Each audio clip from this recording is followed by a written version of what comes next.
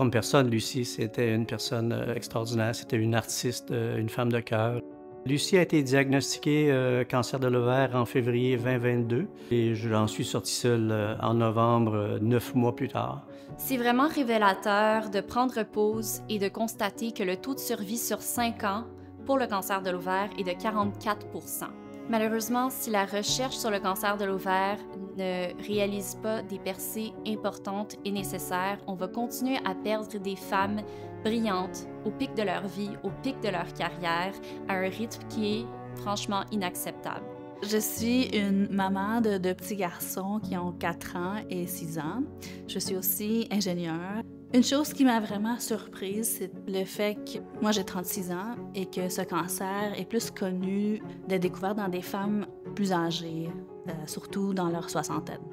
Alors, en étant 36 ans, moi je m'attendais vraiment pas à être diagnostiquée avec un cancer de l'ovaire.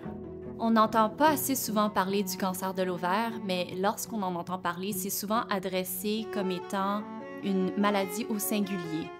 On connaît maintenant aujourd'hui qu'il y a multiples sous-types de cancer de l'ovaire, chacun avec des défis différents, ce qui veut dire qu'on a besoin de trouver des stratégies différentes pour ces femmes. On croit souvent à tort que le cancer de l'ovaire peut être dépisté à l'aide d'un test PAP, alors que ce n'est pas le cas. Malheureusement, il n'existe aucun test de détection précoce pour le cancer de l'ovaire.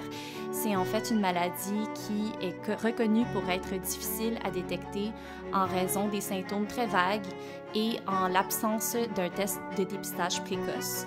Plusieurs femmes pensent que le CA125 est un test de dépistage.